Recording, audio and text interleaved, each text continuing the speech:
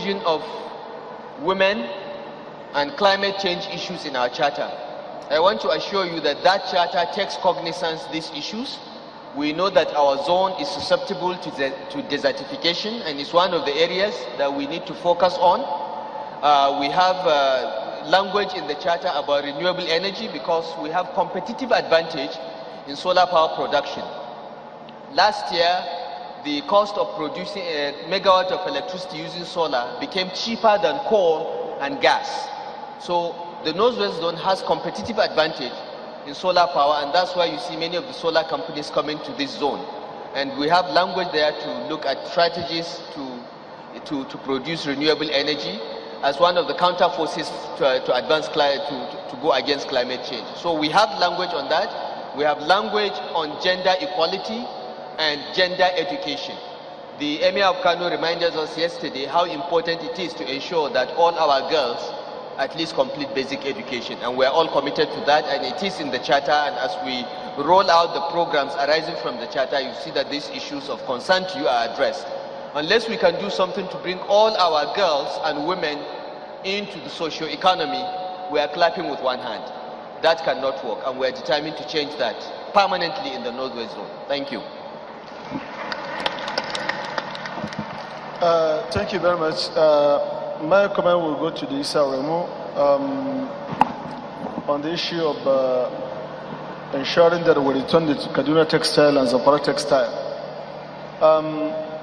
Though Governor of Kaduna has spent a lengthy detail about what our intentions are about reviving the industry in the Northern Governors Forum, the challenges are minor because the political will is in place.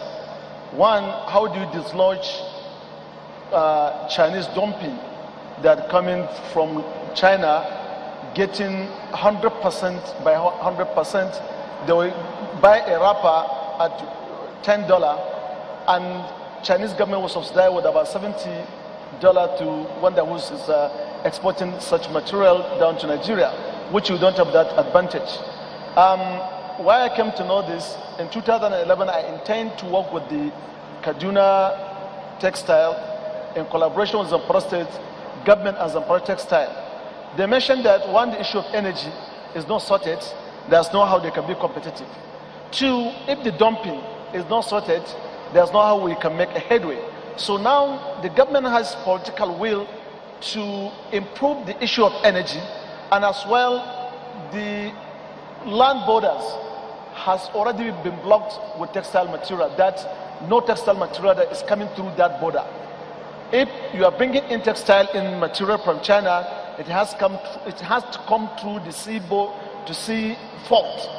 So that by implication, you will pay a high duty, which will make on textile to be productive. So we are working around the clock to ensure that these textiles are come back to life, so our 14 populous youths can get job to do.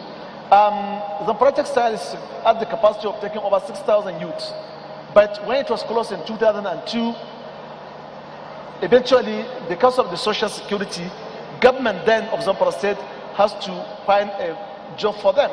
Otherwise, issues will be in place of insecurity.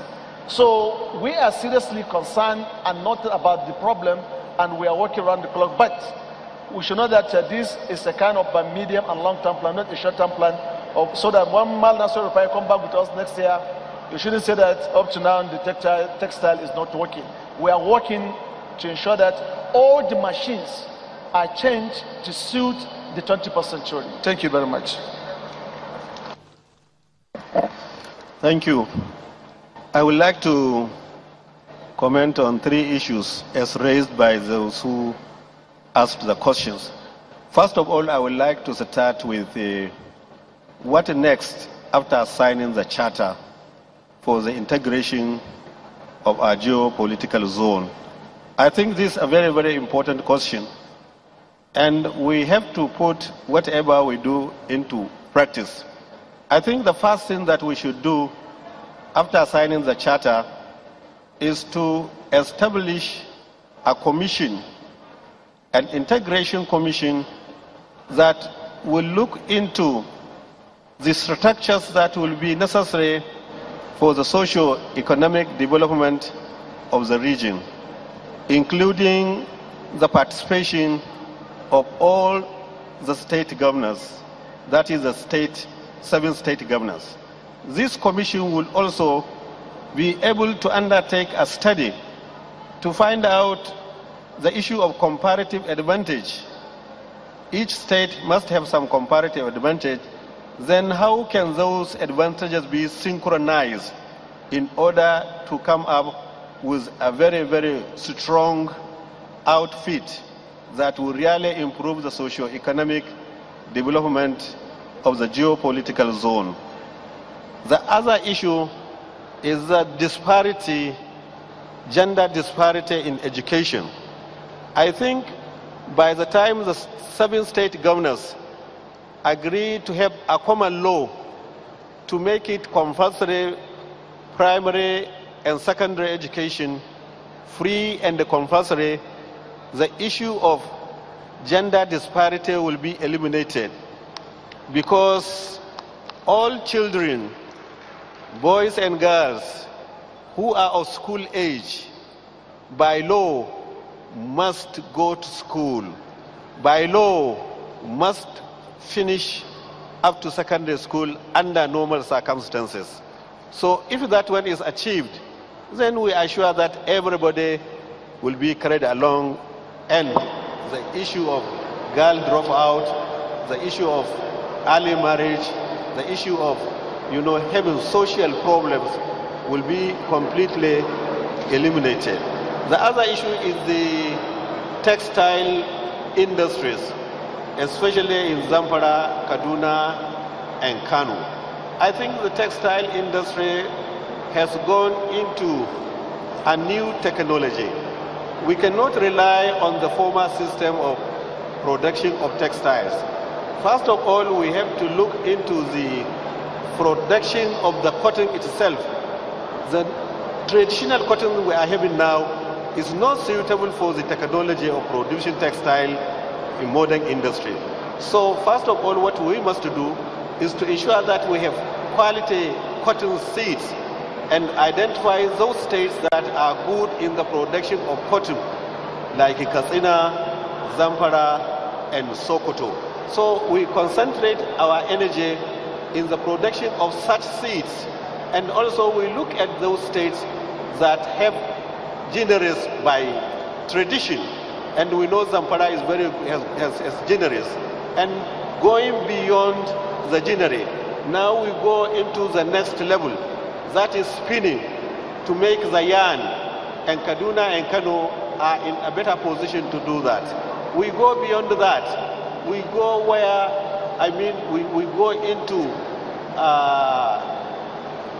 textile, into sewing, garments, which employs a great number of people.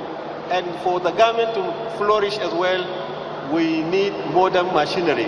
So I think what we should do first of all is to get private investors that can be convinced that we are very serious with this. So if we do that, I believe we shall be able to restate to our textile industries. We need power, of course. In Kano, we are producing hydroelectricity power from Tiga and Chalawa dams, and this hydroelectricity is meant for resuscitating of our industrial areas. We have already discussed with the industrialists, and they are ready to uptake the electricity that will be produced.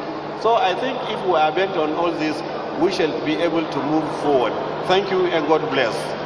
Thank you very much, Your Excellencies. We can't thank you enough for the vision and the political will to come together and blaze a trail here in the north.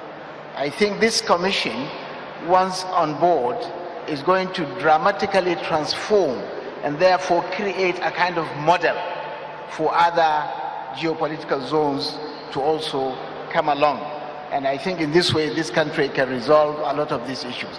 Let me see the opportunity just before I bring the session to an end to just assure women that Some of you may not have noted, but there is a program 20 years ago or so